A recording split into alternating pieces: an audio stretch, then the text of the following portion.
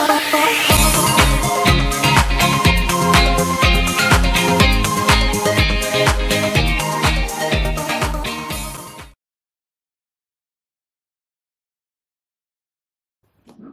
pagi Sobat Komunikasi, saya Nuris Majid. Saya di sini sebagai presenter akan bertanya-tanya pada narasumber kita yang lumayan terkenal di kalangan mahasiswa program studi ilmu komunikasi, khususnya Universitas Tribhuwana Tunggadewi Malang.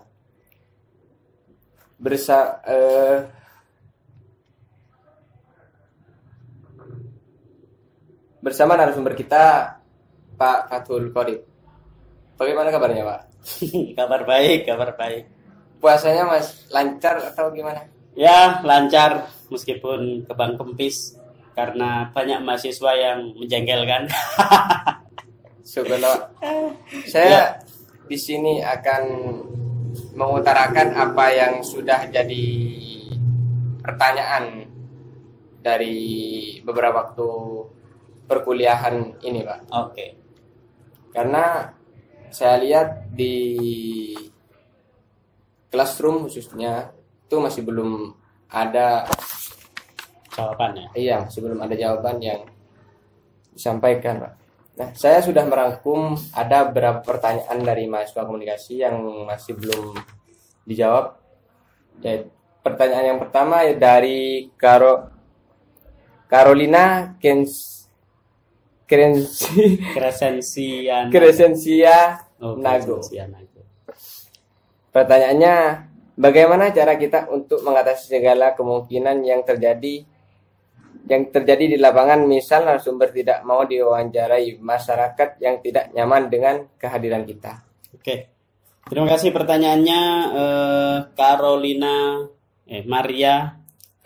Crescentia Nago. Carolina Crescentia Nago. Jadi berkaitan dengan bagaimana menghadapi orang yang susah untuk diwawancarai ya.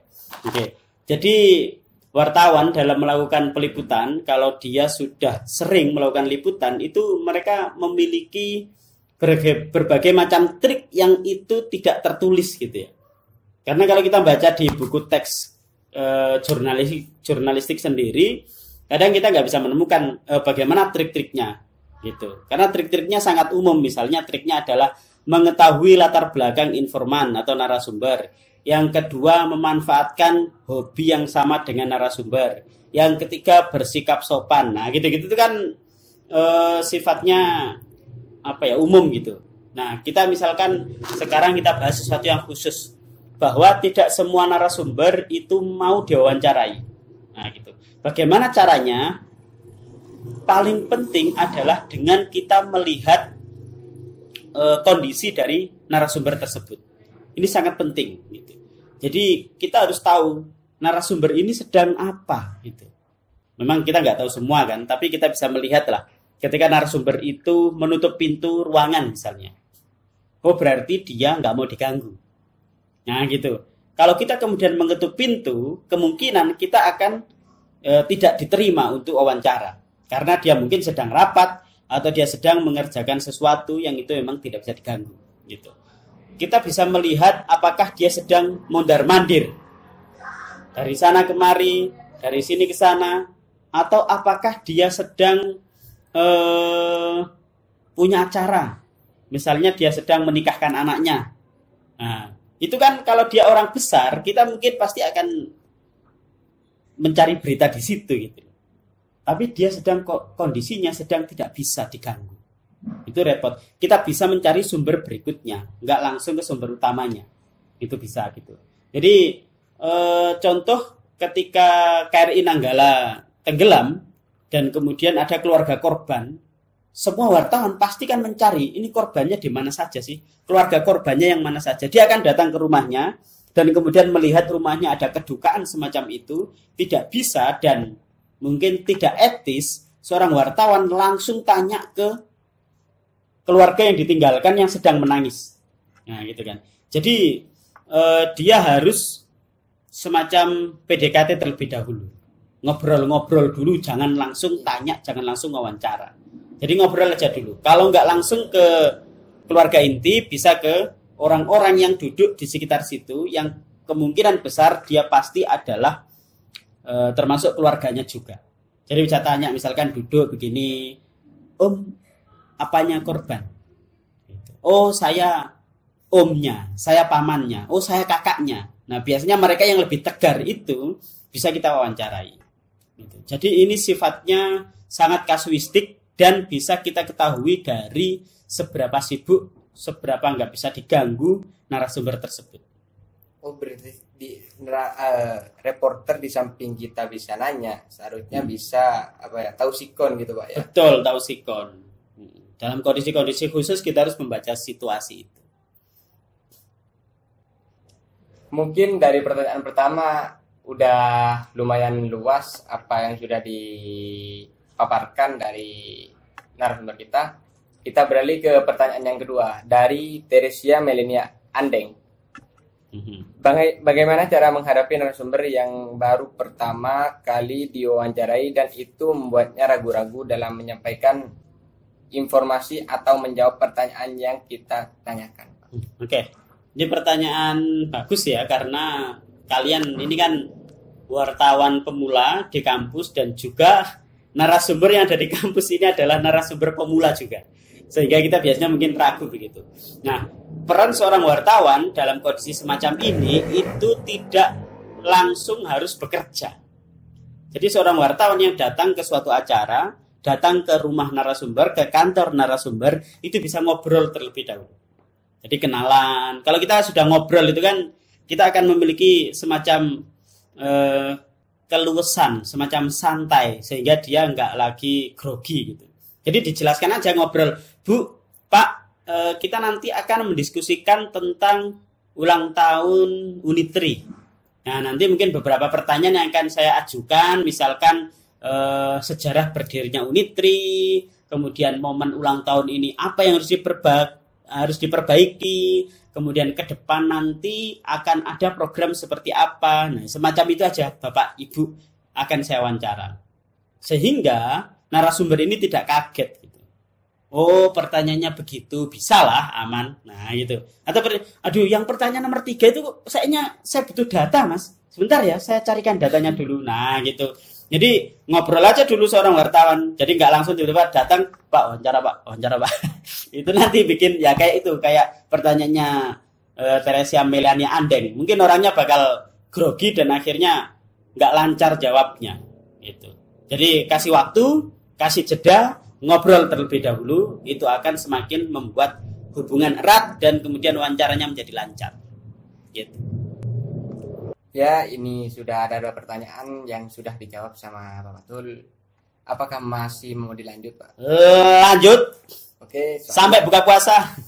Soalnya ini masih ada banyak pertanyaan yang masih belum terjawab di Google Classroom. Mungkin di tahap wawancara ini bisa langsung dijawab sama Pak Fatulnya sendiri. Oke. Dari Cita-Cita Elom, apakah yang dilakukan seorang wartawan ketika ada penolakan dalam peliputan berita, terutama yang berkaitan dengan hard news? Oke. Bagaimana menghadapi penolakan ya? Kalau soal dia hard news atau dia soft news, sama aja. Yang paling rumit itu in-depth atau investigasi. Jadi kalau hard news, pertanyaan kita kan sederhana aja. Oke. Cara kita untuk menghadapi penolakan ini, sebenarnya kita harus punya pemahaman dulu nih wartawan. Narasumber menolak wawancara itu boleh nggak sih? Kan gitu kan. Jawabannya apa? Jawabannya boleh. Ya terserah narasumber lah. Mau menolak apa enggak gitu kan. Jadi kita sebagai wartawan juga harus begini. Ya sudah, saya ditolak ya gimana gitu. Itu pertama. Tapi kedua, ketika ini penting, ketika ini berkaitan dengan situasi publik, ketika berkaitan dengan peristiwa-peristiwa yang memang harus dijawab oleh pejabat publik, maka seorang wartawan ini dia harus memberikan pemahaman bahwa Pak, Ibu, dengan menjawab pertanyaan ini sebenarnya Bapak Ibu itu mengkonfirmasi apakah berita-berita yang beredar, yang melenceng itu benar apa enggak. Jadi kalau Bapak Ibu ini diam, menolak diwawancara, maka sangat dimungkinkan bahwa beritanya yang hoax ini yang akan menyebar. Mungkin itu pemahaman. Mungkin agak sulit tapi harus diupayakan gitu loh. Dan kemudian pemahaman yang kedua, bahwa pejabat publik, siapapun pejabat publiknya itu, saya misalnya sekarang sebagai Kaprodi itu juga pejabat publik bagi mahasiswa. Nah, gitu kan. Jadi kalau ada pers kemudian tanya ke saya terkait mahasiswa, saya itu memiliki tanggung jawab untuk menjawab. Dan wartawan harus mengingatkan itu. Bapak itu pejabat publik. Pejabat publik, maka ada hak-hak publik yang harus dijawab oleh Bapak. Nggak boleh kita diam. Ada mahasiswa saya yang kena keracunan massal gitu misalnya. Dari ordik, orientasi peserta didik, dan kemudian keracunan massal, lalu saya bungkam. Nggak mau wawancara. Nggak boleh. Gitu loh. Selain untuk agar nama kita nggak buruk, dan juga memang ada hak publik untuk mengetahui informasi yang sebenarnya. Gitu. Jadi kalau ditolak, selain yang awal tadi sudah saya jelaskan, ada pendekatan-pendekatan khusus, melihat situasi dari narasumber, juga ada pemahaman. Harus dipahamkan bersama nih, kenapa dia nggak mau. Jangan-jangan menolak itu karena saya nggak percaya dengan mediamu. Gitu. Misalnya dulu Donald Trump itu nggak mau diwawancarai oleh media massa yang menjadi rival dari dia. Dia kan juga punya media massa kan, gitu. Dia kan bos media juga. Nah, media massa yang lain itu nggak ditanggepin kalau bertanya, gitu. Kalau semacam itu berarti ya ada masalah di narasumbernya yang harus kita clearkan, gitu. Jadi macam-macam dan ini kasuistik tergantung kasusnya. Itu. Ya, untuk pertanyaan selanjutnya dari Yeni Heniwa.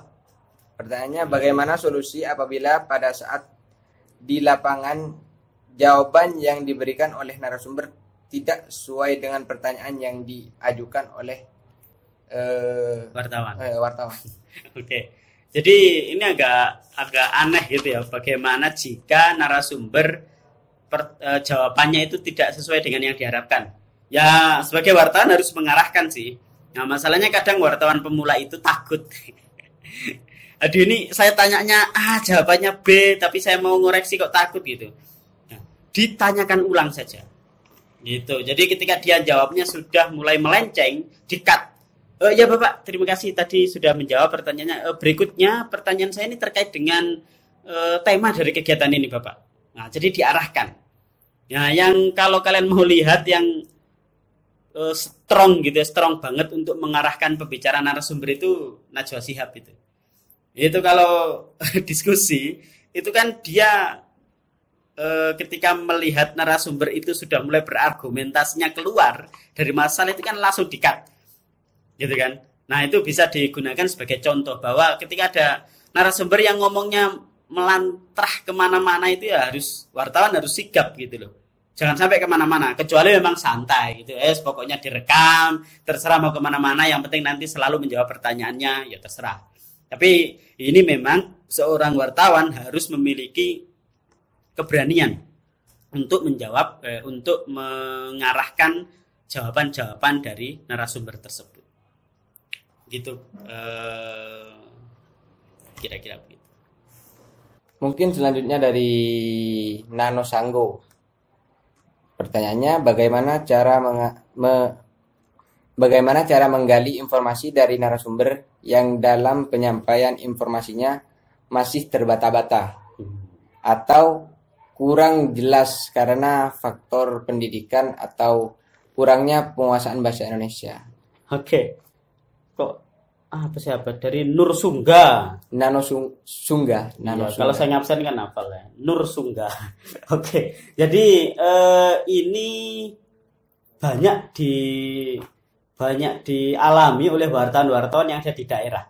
Jadi wartawan di daerah itu misalkan di timur, di Papua atau di NTT atau di bagian-bagian perbatasan itu memang sangat mungkin sekali terjadi narasumber itu tidak paham bahasa Indonesia. Akhirnya ngomongnya terbata-bata karena dia emang nggak paham bahasa Indonesia.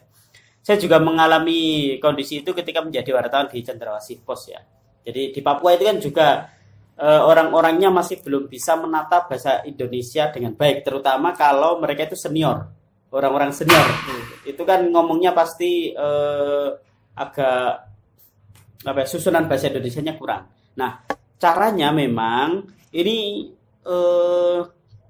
agak repot dalam tataran etika gitu.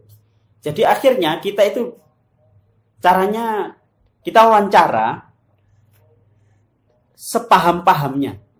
Jadi mungkin satu pertanyaan itu bisa bermenit-menit begitu. Ini maksudnya ini Bapak ini yang tadi apa? Nah, dia jawabnya apa? Kita tulis betul-betul. Enggak Pak, maksudnya yang begini. Kita jawab betul-betul. Ya, jadi selain hubungan baik, itu harus ditanya berulang-ulang sampai si wartawan ini paham. Nah, setelah wartawan paham, dia menulis berdasarkan pemahaman itu, ditulis sendiri. Gitu. Jadi ditulis sendiri berdasarkan bahasa Indonesia yang baik sesuai dengan yang diungkapkan oleh orang tadi.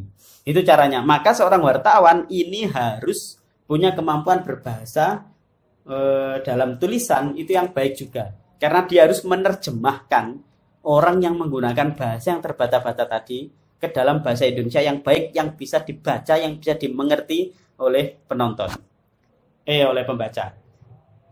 Masalahnya yang repot adalah ketika ini untuk video. Semacam ini, gitu kan. Bagaimana jika dia terbata-bata? Tulis dan suruh baca. Hafalin. Nggak apa-apa. Jadi itu adalah tips saja, trik ketika narasumber kita terbata-bata atau bahasa Indonesianya kurang. Gitu. Oke, pertanyaan yang selanjutnya dari Marcelinus Leki. Ya. Oke. Hal-hal apa saja yang perlu diperhatikan seorang jurnalis ketika sedang melakukan wawancara itu? Oke. Ketika sedang melakukan wawancara, pertama, seorang wartawan itu harus menyiapkan draft wawancara. Kalau kegiatannya itu sesuai dengan jadwal, bikinlah draft. Gitu. Tapi kan seringkali wartawan itu berada dalam situasi yang dia tidak sempat untuk membuat draft. Gitu. Dan ini banyak sekali ketika kita wartawan itu kan pasti keliling jalan-jalan, mana ada kegiatan ini.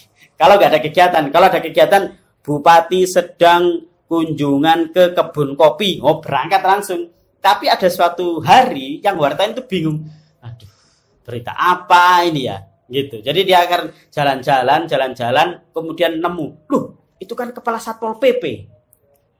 Loh, kayaknya ini bakal ada sesuatu ini, gitu. Jadi langsung ke situ, tanya ke Satpol PP. Harus sudah terencana di sini di kepalanya. Enggak boleh lagi grogi. Nah, jadi tetap harus menyusun draft wawancara, tapi draftnya itu bisa di HP, bisa di tulisan, bisa di kepala. Jadi wartawan harus cerdas. Ketika ketemu siapa narasumber siapa, dia harus langsung siap untuk wawancara.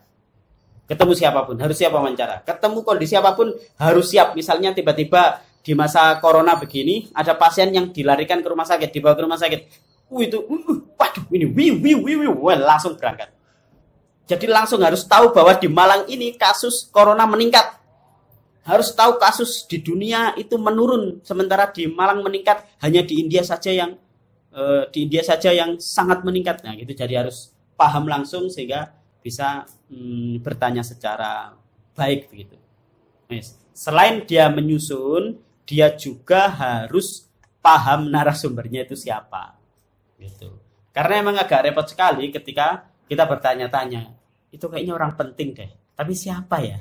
Nah, gitu. Harus tahu. Dia mungkin bisa riset dulu lewat HP, gitu, sehingga bisa tersusun dan juga bisa langsung melakukan wawancara dengan baik. Gitu.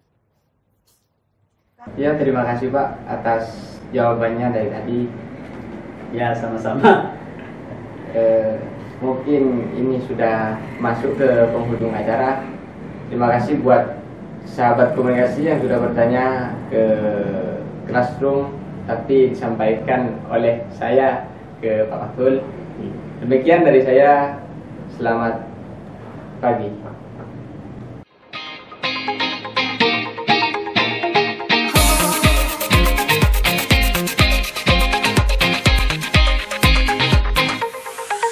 Oh,